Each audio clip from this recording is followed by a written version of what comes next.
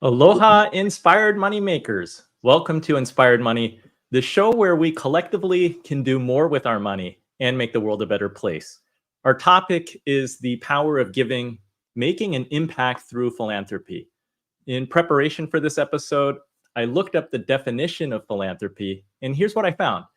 Philanthropy is the desire to promote the welfare of others, expressed especially by the generous donation of money to good causes. Now, when I say philanthropist, chances are pretty good that you think of famous philanthropists and probably dollar amounts with many, many zeros. People like John D. Rockefeller, Warren Buffett, Bill Gates, Mackenzie Scott come to mind. And if it's not vast sums of money, it could be somebody's selfless acts of doing good. Mother Teresa is a great example. Today, I want you to explore the idea that anyone can be a philanthropist.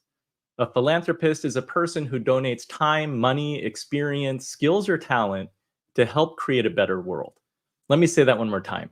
Anyone can be a philanthropist, regardless of your status or your net worth. So over the next hour, I want you to think about, how can I be a philanthropist? And no matter what cause is near or dear to your heart, we can all be more effective at making a difference. We've got a stellar panel for you, so let's bring them in. And I'm going to do some quick intros.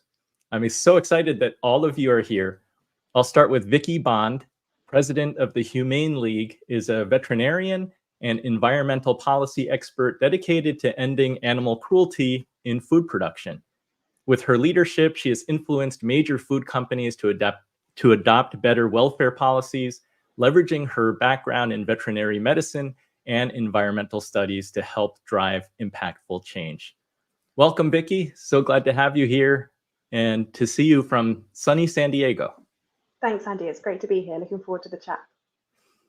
We have Wendy Steele back on the show. She's a philanthropist, entrepreneur, founder of Impact 100, revolutionizing the giving circle model to drive community transformation worldwide, recognized as one of Forbes 50 women under 50, 50 women over 50, and a recipient of prestigious awards like the Jones Prize in Philanthropy and the Jefferson Award for Public Service. Wendy's commitment to making a difference is truly inspirational. Wendy, welcome back to Inspired Money. We were talking that we last chatted 6 years ago. It's crazy because it sort of feels like yesterday, and then it also feels like about a decade ago. So I'm really glad to be back, Andy. Thank you. Well, you look younger. That's why I thought that you were 50 under 50. I'm glad you changed the award. That made me very happy. We also have another guest who's back on the show, Tony Selimi, the award-winning global educator and business coach. He triumphed over homelessness and illness to become a TEDx speaker and multi-award-winning author. With over 30 years of expertise, Tony has guided A-list celebrities and global leaders, delivering 25,000 coaching hours to help individuals unleash their magnificence and achieve fulfillment in health, relationships, and professional success. Tony, welcome back. Thank you so much, Andy. I look forward to this conversation. And thank you for staying up late because you are in the UK. Don't fall asleep on us. And we also have Dr. Pietro Emanuele Garbelli. He is a consultant physician with expertise in acute internal medicine, acquired through extensive training in Italy and the United Kingdom. As the founder of Transforming Healthcare Limited, he leverages his diverse background and passion for medical leadership to drive innovative solutions and foster a nurturing environment in healthcare, aiming to empower both patients and providers alike. Dr. Pietro, so good to have you here, and happy belated birthday. Thank you so much for the invite and for the birthday wishes. I'm looking forward to this conversation. I'm so excited to have these very accomplished and inspiring individuals. Let's jump right into the first segment. In philanthropy, the act of giving extends beyond mere financial support. It taps into a profound psychological journey.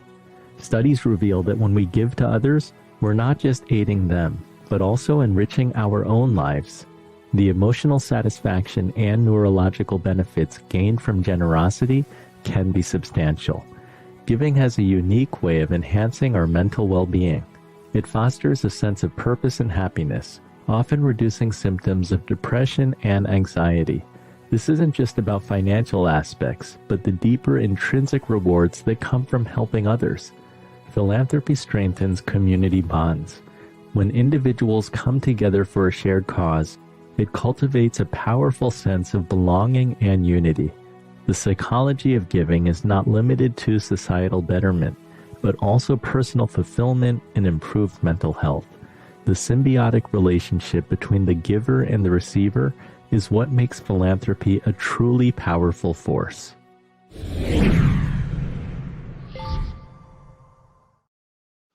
Wendy, I'm wondering if you can get us started. How can generosity make someone healthier, better at their job, and lift communities? Well, I loved your intro video, Andy, because it really did touch on a lot of the benefits of generosity and philanthropy. Really, we are biologically wired to be generous. When we're generous, whether we're helping another do a chore, whether we're giving money or our time, our talent, our treasure, oxytocin gets produced in our body. And when that happens, that's known as the trust hormone. And we instantly bond with other people.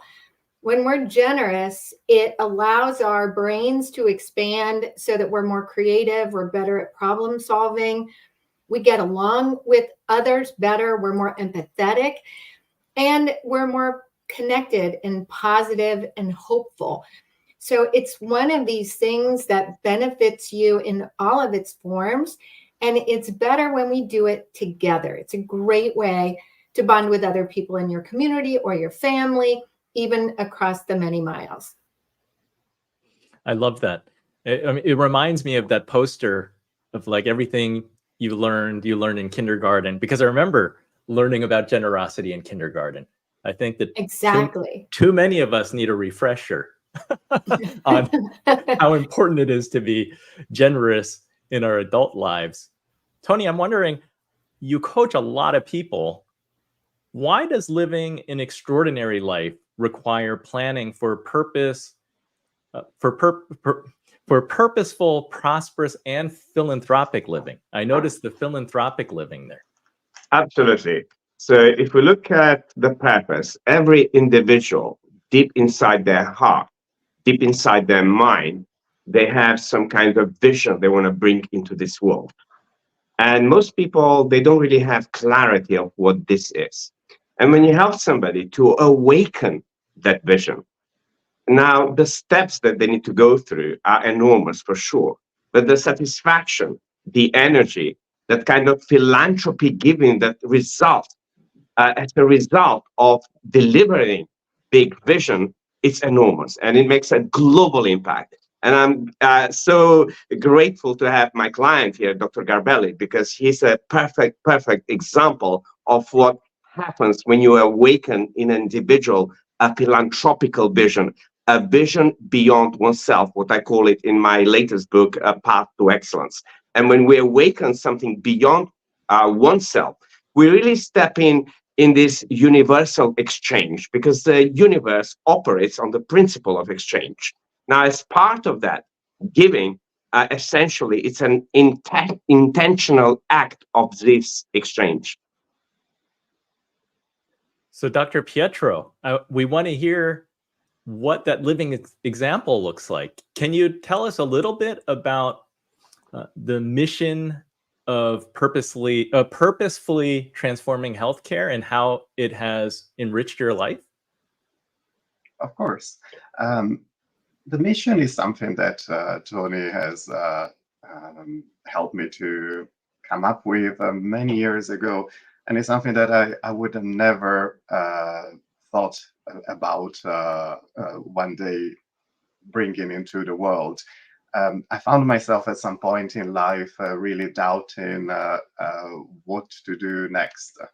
I was at a point when I felt pretty much burned out and disillusioned about my career as a doctor, despite having achieved quite a lot been helping lots of people in my microcosm day to day, but struggling to balance that out with having to overcome lots of challenges and lots of difficulties in making a difference in the workplace and really influencing who I was trying to help.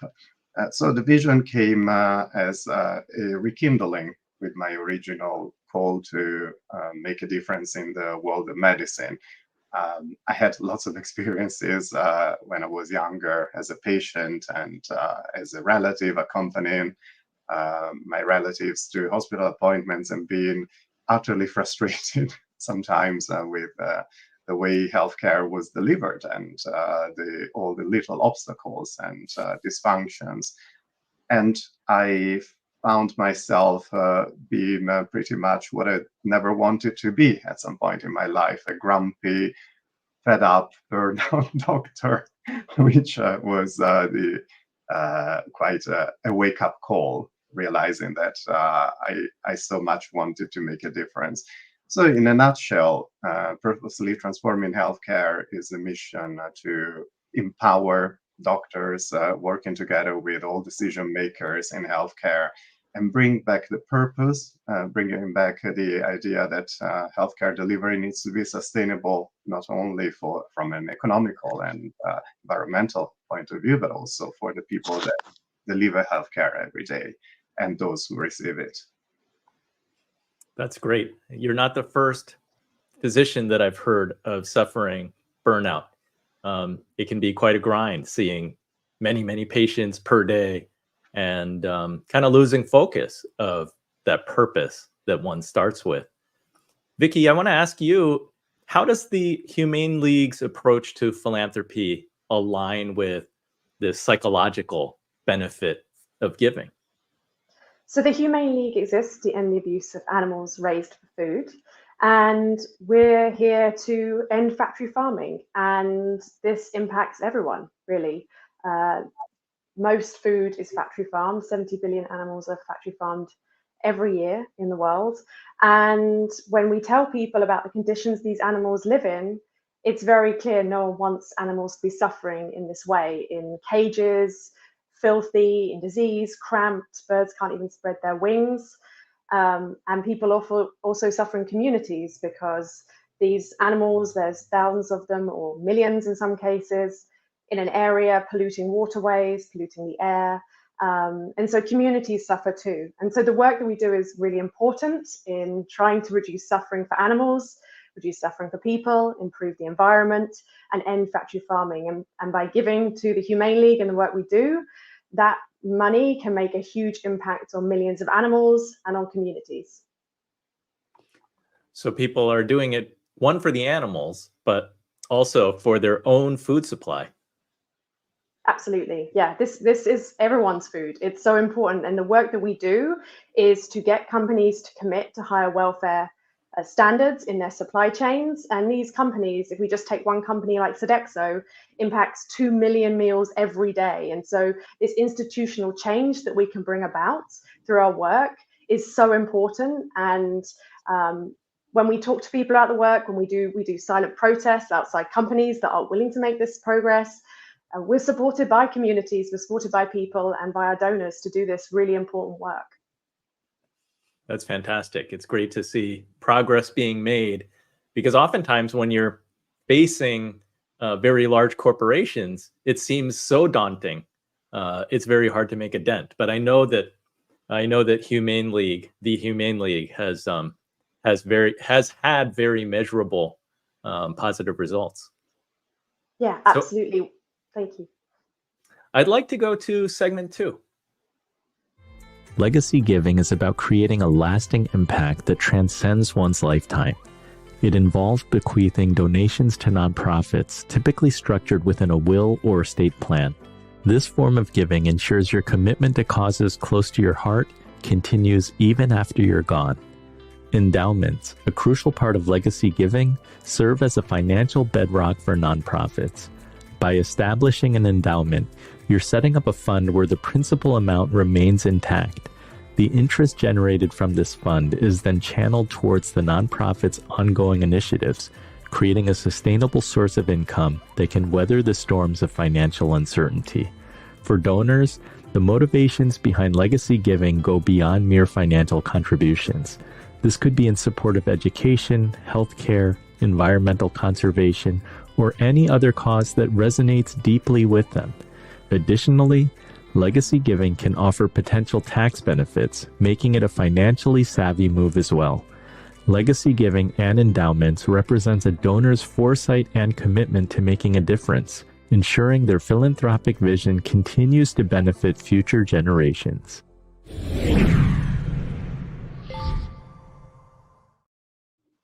Vicky, you went from helping animals individually as a veterinarian to influencing institutional and policy changes that impact farm animals on a really large scale. How do you think about impact and legacy? For me, I always wanted to help animals. That was my goal in life. I've always wanted to do that since I was young. And when I was working as a veterinarian and got on factory farms, I recognized, to your point, that I wasn't going to help a single animal in this system that's very broken, and I needed to work on institutional change. And I think getting involved in something that sets up policies that will be here for a lifetime and never more, and ending cages for laying hens, for instance, that's plausible in our lifetime. And there's many elements of factory farming that we need to continue trying to dismantle. And so the impact that we can have through corporate commitments, through policy change, goes way beyond now. It's like lifetimes ahead as well. Pietro, you believe that health is priceless and that healthcare is always worthy of investing in. How can legacy giving and endowments contribute to sustainable healthcare improvements? That's a very good question. For me, it was quite a wake-up call and a realization of a lifetime, understanding how I could leave something to the world that goes beyond myself. I grew up in a very conservative Catholic country where the expectation was for everyone to leave a legacy of family, children, and DNA legacy. When I realized that I could leave ideas and transformation and inspiration and a methodology, for example, to the world that other people can adopt, that can live beyond myself, I realized that is a priceless gift. I treat my book as sometimes we joke, Tony and I, that the book is my baby. And it is totally true. All the dedication and investment and nurturing that we would normally give to our offspring, we also can give to our intellectual offspring. That is beautiful.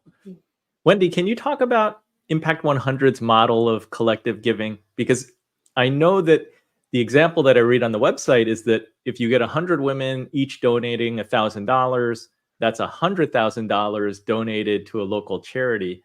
Is this something completely different from the idea of legacy giving and establishing an endowment? It is. And the difference is, you're right, that is how the model works. In 73 communities in 4 countries, people gather together, they each donate $1,000, they pool 100% of that money together, and they offer it back to the local community in grants of $100,000 or more. Almost all of these groups are women, but I have to say in Australia, we have a gender neutral model where men and women come together to do that. We are decidedly, though, funding communities. So we fund arts and culture, environment, health and wellness, family, or education. Why? Because communities thrive when all 5 of these areas are well funded and well supported, and also because people in those communities care about each one of those things. We rarely, if ever, give to an endowment. That's just typically not what we fund. However, that doesn't mean that endowment and legacy giving doesn't have an important place. The interesting thing that I've learned is that when people join Impact 100, more than half of them have never made a donation to a single charity of $1,000 before this one. And it sort of opens up their world. They start to understand the power of collective giving, the power of philanthropy, and then they really look inside their hearts to decide what they're passionate about, what they care about. Many of them remain members year after year after year, but they also find that pet cause that really matters to them, or the organization that they can't imagine their community surviving without. And they end up making individual legacy and endowment funding, because it is not a one size fits all. I think each of us, we might sort of have a favorite way to give, but all of us are invited to explore all ways of giving.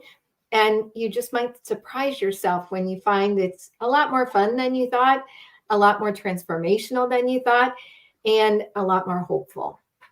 I love that the giving circle can be a gateway to giving. And I know that you say that every one of us can take action to solve some of the world's most pressing problems, despite financial or time constraints, because oftentimes we feel like, oh, I don't have enough money or I don't have enough time. Yeah, you're absolutely right. But I believe that when an issue touches your heart, the way Vicky described with the way animals are treated, it's sort of the signal that you've got to do something to help solve that problem. And it's not a matter of how deep your checkbook goes or how much knowledge you have. You just start where you are and learn and do the next right thing. And one foot after the other, suddenly the world starts to change, and each of us can be a part of that. Each of us should be a part of that. Tony, do you advise clients on, when you advise clients on incorporating philanthropy, do you address legacy giving into their life goals and their planning? Yes, I mean, it's part of the entire program that I give my clients. Because once they start awakening bigger dreams, once they fulfill the voice, the immediate voice that they have, with part of the profits they create, naturally it's within our heart to give. Now, as Wendy mentioned, each person has a way of giving and also has something special they hold to their heart for what they give, for instance. Because, for me personally, when I go through like charitable giving, I support children in war, for instance, trafficking children, or children who are orphan children, and also educational programs. But also, I always say charitable giving starts at home. And sometimes clients lose that part, meaning who in their immediate circle needs most help. Now, you don't have to go and do these big things. Start small and build up, because legacy giving empowers us to make this sustained impact. But also, by extending this concept to charitable endowments, we can manage to catch and etch a mark that resonates through time, and refurbishing communities, families, and touching lives, not just around us, but globally. Yeah, it's a balancing act, because I know that through my own travels, I can see the greater impact that $1 would have in a country like Cambodia, where I visited in year 2000. But then at the same time, there is a lot of need just 20 minutes away from where I live. And it's easy for me to go there, and I can volunteer, I can donate, I can help. I guess with Wendy's inspiration, it should be all of the above. I can start with mentioning about travel, Andy. It's like one of the things I try to my best to impose on all of my clients in a beautiful way. Like any hotel that we stay, because I do my training in beautiful places around the world. Even if I always encourage them to take some small dollar bills, because the people who work in the hotel, pretty much are on a very low salaries. Now, if you gave every time you sleep in a hotel, whatever you want to give, it makes such a big difference to that individual in there, to that family, but also to the country in general, because tourism, it creates a lot of charitable kind of giving that most people don't see.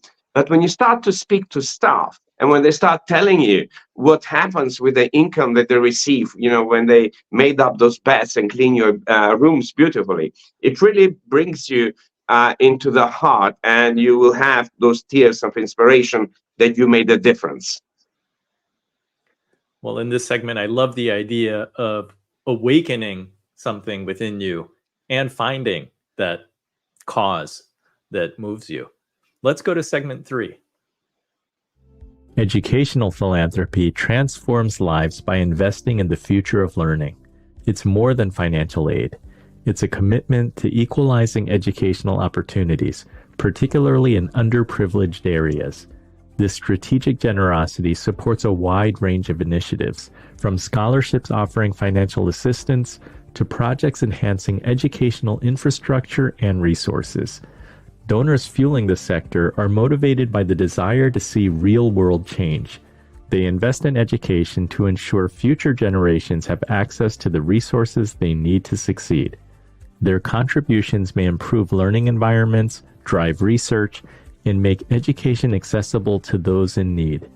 Amidst global challenges like the COVID-19 pandemic, philanthropy in education has been instrumental in tackling key issues like transitioning to online learning and supporting students' fundamental needs.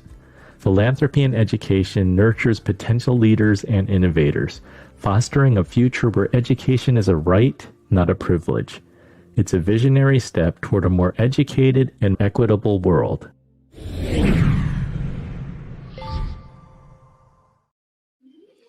Tony, can you share a story where educational philanthropy significantly impacted an individual's or community's trajectory?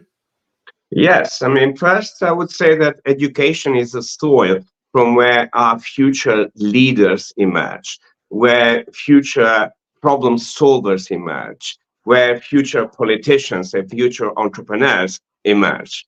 Now, I would like to share the story of my parents. And my parents were simple restaurateurs, and I come from a very, very humble family. And they worked very hard, but part of that, they were consistently given, both in educational programs, but also they instilled in all of us, especially I've taken that to my heart, the importance of education to bettering our society, bettering the way we live, bettering our communities, bettering diversity, inclusion, but also equality and human rights and forging peace. So they really invested quite a lot of their money into educational projects in our community. And as a result of that, nowadays, like 30 years down the line, we have doctors, we have scientists, we have quite a lot of famous people. But then also the same investment that they did in me, I now go globally and help clients solve many, many, many, many problems, including like what I've been working with Dr. Garbelli for the 8 years, creating this incredible vision around empowering doctors and helping doctors become future leaders, and then helping and assisting Dr. Garbelli to be a thriving consultant. Now, through all of those, I would say, goals and aims, education is the key. So, through many of the different work that I've done with my clients, the educational part can start not only within the company, but also within the communities in which the companies operate. And thus actually starting making those shifts, those changes. For instance, if we're looking in any problem in society, whether it's the animals, whether it's the environment, whether it's electricity, whether it's resources, whether it's, for instance, what happened during pandemic, where technology wasn't there to be able to support that kind of lockdown, education is key. Dr. Garbelli, can you talk about how important is philanthropy in medical education and training the future healthcare leaders? Yes, while I was watching the introduction video, I thought about how grateful I am for having received a medical education in my country, which was heavily supported by the country. My family contributed quite substantially, and that was another gift I received. I see nowadays the paradox of medical education becoming more and more expensive in a lot of our countries, and medical students graduating with very hefty debts that in some cases they struggle to pay back for the rest of their lives, especially when they have to face initial salaries that are quite low. I don't know if you heard through the news, our junior doctor colleagues have been continuously striking to try and get an increase in their salaries, and we've been supporting them by covering their shifts in the hospital, and that's what I've been doing for the last few nights in my own hospital. I think education is paramount, and it's also important that access to education is kept free and equal. There is a risk that countries are starting to compete for example, for educated people, and there's a global problem of migration, which can enrich a country with a lot of new ideas and freshly educated brains, but deprives the country of origin from benefiting from all that education has been given. Mm-hmm. Vicky, can you discuss any initiatives by the Humane League that focus on educating the next generation about animal rights and environmental conservation? Yes, we have our changemakers, who are passionate volunteers that we train and empower to go out into the communities and help people take the actions to make the change we want to see in the world. So that might be helping with a protest, organizing an action party where people can come and take actions digitally for our campaigns. They can also get involved in going and doing talks in local communities to help young people understand about factory farming, understand the impact it has on them, on the food system, on animals, on the environment. Most recently, Bo, our senior regional organizing manager, just did a talk at a university here in San Diego, talking with students about how they can get involved and understanding the complexity of factory farming and how much there is to do to dismantle it. And it's so important that our, the youth of today can understand what we need to do and what's needed in the world to make change for animals and for people as well. That's fantastic. Wendy, at Impact 100 is like contributing to educational philanthropy. Does that come from the chapter level, or are there things at the organizational level that you're doing to support initiatives that invest in tomorrow's leaders? That's a great question, Andy. All of the giving, all the philanthropy comes from the chapter level, but it's all based on the model, and we share the model across all of these communities in 4 countries. And the reason that education is one of our 5 focused areas is because, as you all have said, it's vital. Yes, it's vital for young people, but it's also vital for displaced people, for people whose career might have gone away because of industry changes. We're speaking today on the 28th of February in 2024, and just a few days ago, a woman whose husband had amassed quite a fortune based on investing with Warren Buffett. And he said to her before he passed, "Do what you think is best." And this woman had been a professor at a medical school.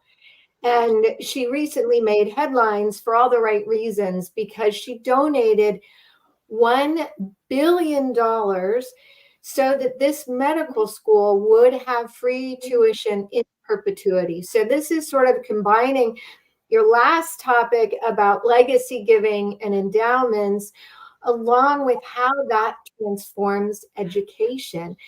it was a packed auditorium. You could see students of every age and race and gender, just so relieved, tears coming out of their eyes, because it would mean they wouldn't have to go into this incredible debt in order to serve society with their skills and their knowledge. So whether you're funding education at the preschool level, the elementary, all the way up through college, medical school, and beyond, education is the unifying lever that can really lift us all out of poverty, out of fear, and into a self-sufficient and contributing, rewarding life. It's hard to think of any other thing in our society that has the power to make such a profound difference universally. Absolutely. Yes, that's why we see so many immigrant families all over the world and emphasizing education as a way to lift the entire family up for the next generation and for their futures. I would like to add to that, Andy. Yeah, go ahead. I think Tony. it's if we globally promote the immense value of educational philanthropy, we can uplift and enlighten the entire societies. And with that, I would say humanity, because, what's happening at the moment globally, I think we've lost the plot a bit, not just only on a political level, but also with the kind of problems we as humanity are facing, but also the kind of problems we're going to be leaving behind for future generations to solve. And if we're not careful right now, we are heading almost like in a World War III. And that's why I truly believe in education. I believe in unleashing that value of the educational philanthropy at every level of the society. It is beautiful and impactful. Let's move to segment 4. Global philanthropy is transforming the landscape of giving, breaking boundaries to address issues that know no borders. This approach to philanthropy goes beyond just offering financial aid. It's about strategic, impactful action on a global scale, from alleviating poverty to enhancing global health initiatives. The uniqueness of global philanthropy lies in its challenges and rewards. Navigating through various cultural contexts and legal frameworks, it requires a nuanced understanding of diverse global needs. However, the impact is profound. By addressing universal challenges, it fosters international cooperation and amplifies the effects of philanthropic efforts. Global philanthropy is not merely about providing immediate relief, but about crafting long-term sustainable solutions. We have seen an increase in collaborative efforts across different sectors, promoting innovative funding models and strategic planning.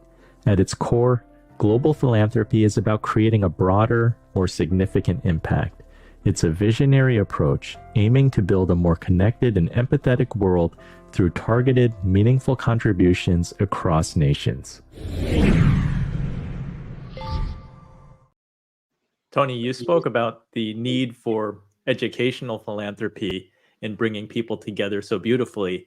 How do you feel about global philanthropy in addressing worldwide challenges and also fostering global unity? I mean, my heart goes to, I would love to create a global philanthropy passport.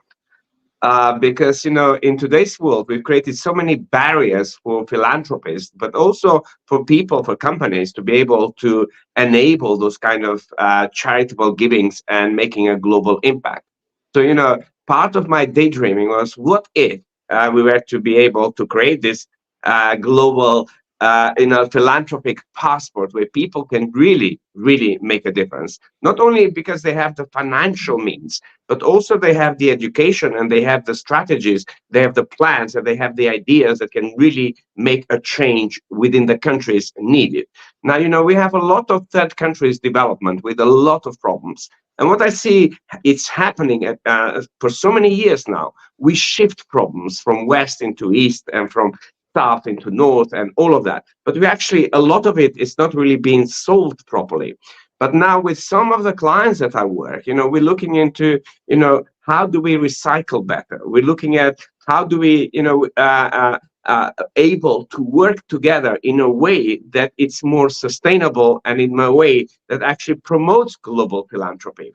Because, if you look at the kind of programming we have around the world, that's why we have the issues, that's why we have war, and that's why we have scarcity of resources, because they're not really managed properly in a way. Because for me, I believe that the earth has all the resources to be able to maintain us all if they were used effectively.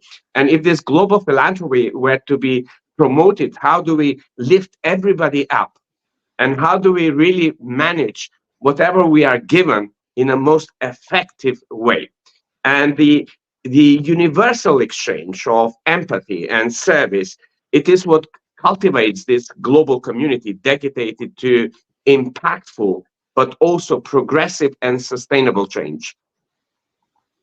I love the idea of the global philanthropy passport. Maybe it's a way to gamify, because people will be eager to get their stamps. I Wendy, think it would can be you- amazing, Andy. Right? More people would be able to go freely, because nowadays you have so many limits around visas and this and that, and you go to immigration and they treat you like a criminal, although you are making a difference somewhere. So I think a global philanthropic passport would be amazing. That would be amazing. Wendy, how does Impact 100 address global challenges through its philanthropic model? I think one of the things we all have to be careful of is believing that we have a solution to what can be very complex and multi-layered problems. So, the way Impact 100 works, we've got, 9 chapters in Australia, one with a few more launching in New Zealand, one in the UK, and the rest are here.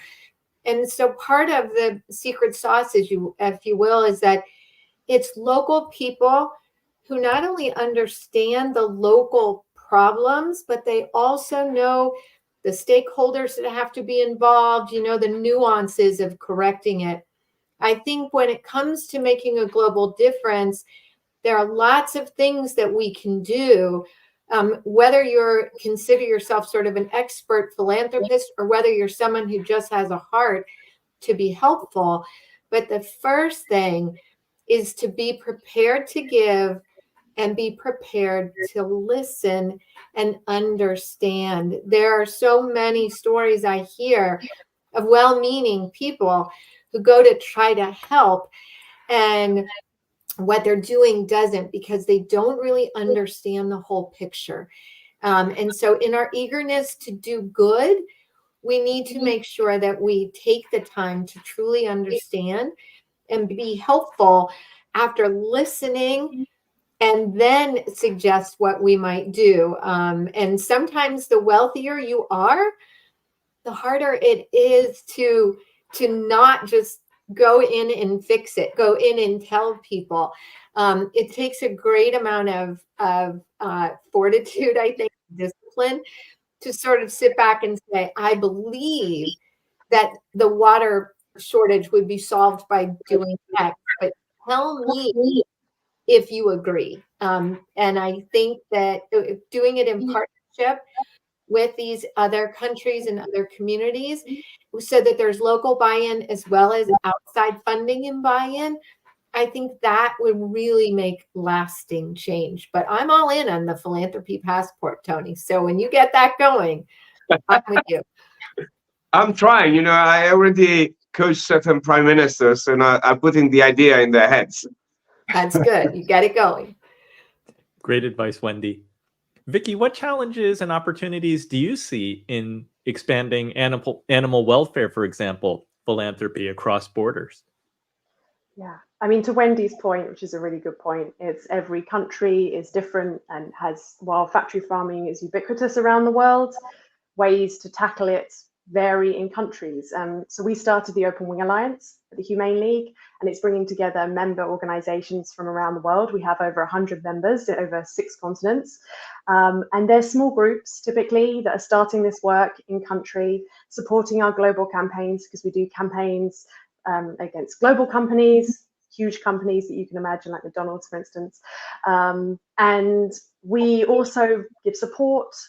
We have a channel where everyone's learning and listening and helping each other, and we give grants. So we give grants to these groups in different countries to do the work. And when you think about philanthropy and animals, typically that money goes to cats, dogs, donkeys, not typically farm animals, even though 70 billion are factory farmed every year, and the number is colossal.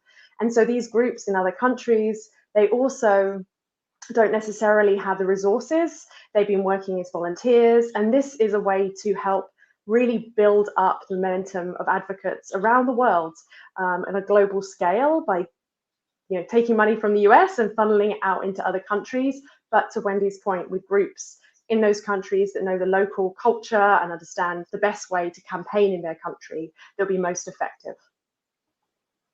Yeah, there are many layers and variables at work. Dr. Pietro, what is your focus? Is it more regional, or is there a component to making global health more effective and impactful? I echo what Wendy said earlier. It's important whenever we face challenges in another institution and another reality, not to assume that we have the solution and that we know better. And the importance of listening and understanding what's really going on in their reality, but also learning from each other. There is a lot. I was thinking while I was listening to all of you, there are a lot of realities where, for example, healthcare organizations support international aid work, individuals that travel the globe and provide, for example, surgery for charity for a period of time. But sometimes we forget that we can also learn a lot from other realities. I'll give an example. In our hospitals nowadays, we are very challenged by simply the number of patients that present every day to our accident and emergency departments. And we find ourselves having to accommodate people in corridors, which is a very different reality from what we've been used to work as for many years. But that's a very common reality in a lot of other parts of the world, a little bit where I come from, but also in a lot of developing countries. And it would be really interesting to start exchanging ideas and understand a little bit how do you do it? How do you maintain safety? How do you provide care in such challenging circumstances? So when I look at where the work of supporting healthcare organizations can be delivered is literally global. There is boundaries are irrelevant. Well said. Let's bring it home and go to segment 5. In the philanthropic world, transparency and governance are key to building trust and maximizing impact. Transparency goes beyond mere disclosure. It involves openly sharing details regarding funding sources, decision-making processes, and the outcomes achieved. This openness builds credibility, strengthens stakeholder relationships, and ensures that philanthropic missions are clear and effective. Meanwhile, governance within philanthropy entails the establishment and implementation of robust systems and policies that steer organizations in alignment with their missions and values. Effective governance identifies and rectifies operational shortcomings while upholding principles of accountability. This includes regular reporting, active engagement with stakeholders, and an unwavering commitment to ethical standards, all of which bolster the integrity and efficacy of philanthropic initiatives. By prioritizing transparency and governance, philanthropic organizations can engender greater trust and support, leading to more impactful and sustainable change.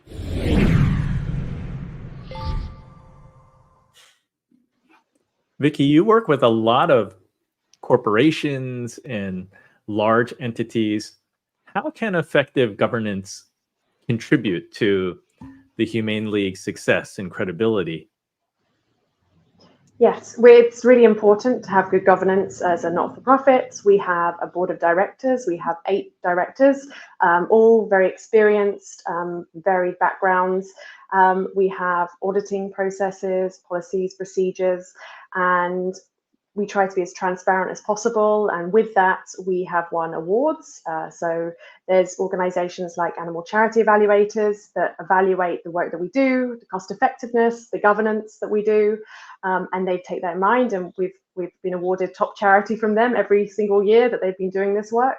There's other certificates that you can get as you work through this, from like Best American Charity and top charity from Charity Watch, for instance. So there is ways to get awards or certifications that allow you to promote that you have good governance, that you take it seriously, and that can be helpful. Certainly, we know that a number of people come to us because of Animal Charity Evaluators. They look up, how can I do the most with my money for animals? And they find us through that. And that's been a fantastic way to bring new donors into the organization to hear about our work. Yeah, congratulations on those recognitions. Wendy, to what extent has transparency and also governance influenced the growth and impact of Impact 100? I would say that we are founded on this notion of being transparent. When I went to create the Impact 100 model, it was because I had met way too many women who weren't involved in any way in community service or philanthropy. And when I asked them why, there were lots of reasons. They didn't think they knew enough. They didn't think they had enough money, that when they gave, it wouldn't matter. They talked about making donations other places and never really knowing when or how the money was spent, if it was spent, and if it made a difference. But the other thing that was keeping them from it was this notion, if we have one misbehaving, high-flying nonprofit CEO who, in addition to making a really high salary, ends up embezzling more money and taking the nonprofit private plane and doing all these things, one bad actor can really influence a whole lot of other people who, if they don't know better, will believe that this person or this organization is typical. And there is this sense that that no one really knows what happens behind the curtain. And that's why Impact 100 takes 100% of the donations that our members give us and pull it all together and offer it to the local community in grants. It is so transparent that women know exactly how many members we have and how much money we have to give away. And I think it's vital. We talked earlier that Impact 100 can be sort of this gateway to philanthropy, but it's because we are so transparent in every aspect of our grant cycle, invites donors, which are our members, to become involved to the deepest sense. There's no sort of private committee in the back that makes decisions and then tells the members. The members collectively make decisions, and they can choose to get involved and be a part of that decision making, or they can choose not to. But this particular point, I think, is really so vital, especially as we look ahead to younger generations who will demand even more transparency. And it has to make sense. If it doesn't make sense, the cycle of how the money goes or how you help the people you help, donors will avoid you, and it will be very difficult to get the support you need. And so I really believe as we move forward, we'll see more and more transparency. But for us, it's been a big part of our success, is that no one has to wonder when they give their $1,000, what happens now. I love the social aspect of the model and the collaboration that happens. It's so beautiful to see. Tony, Thank you. Can you share a time when transparency and governance played a pivotal role in the success of a philanthropic initiative? Absolutely. First, I would like to say that transparency and governance, first and foremost, amplify trust. And money flows where trust grows. Now, as Wendy mentioned, when it comes to charitable philanthropic giving, nobody gives the money if you're not authentic, and if people don't trust you, and you're not transparent, and you don't have that kind of governance required to manage that kind of investment and philanthropic charitable donations. So with a client that I worked in Switzerland, they are managing the staff of majority of the Swiss hospitals that provide elderly care. And part of the organization also depends on charitable donation to be able to provide the same service for people who cannot afford it. Now, as part of the negotiations and some of the work that we did, we had to put in place transparency exactly where the money would go, to who would go, and being able to share that kind of information with the donors.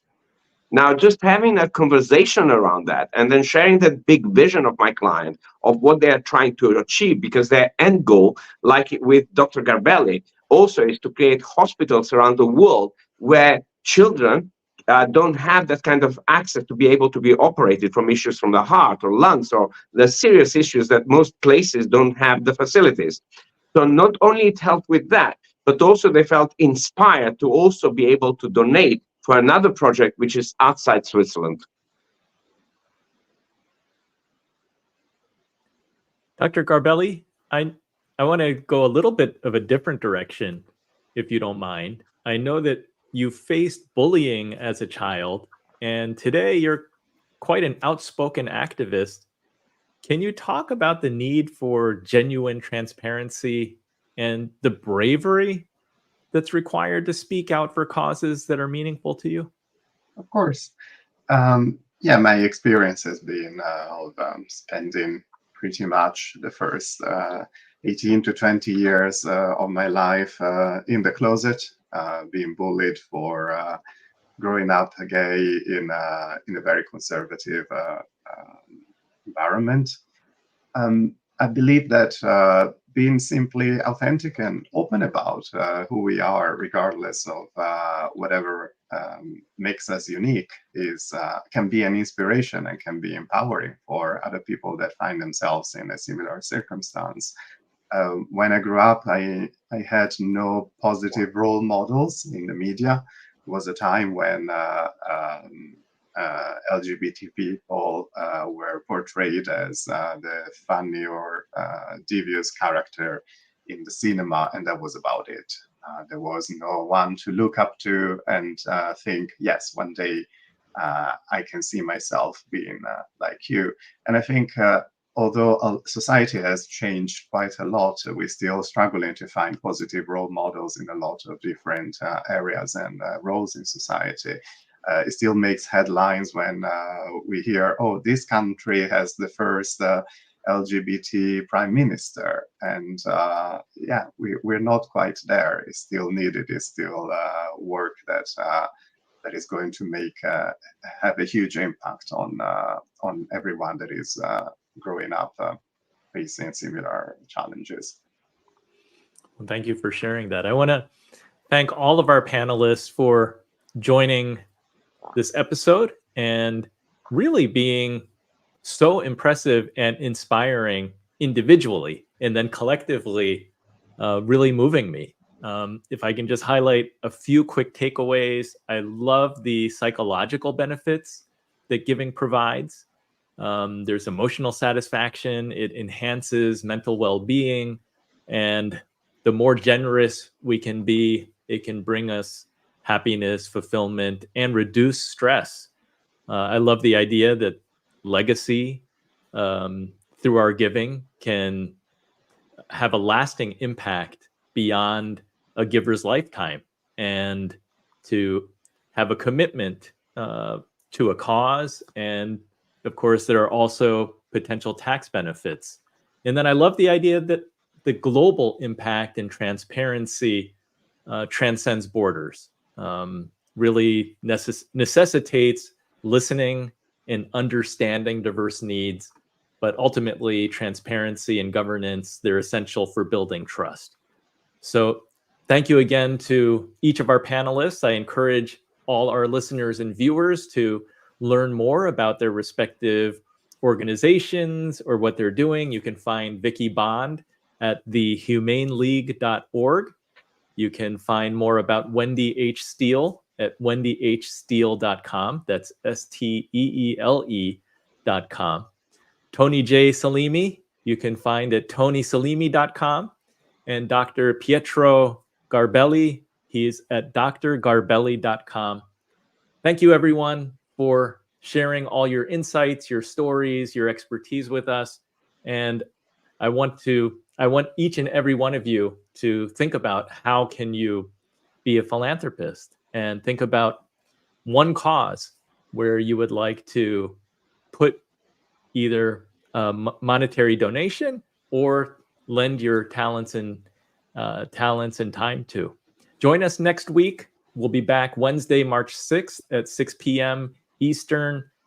We're talking about the financial empowerment for women, bridging the gender wealth gap. It's going to be a great episode. Dr. Judith Wright will be back as a panelist, and I'm sure that we're going to assemble a fantastic panel to discuss the topic. So please join us then. Until next time, do something that scares you, because that's where the magic happens.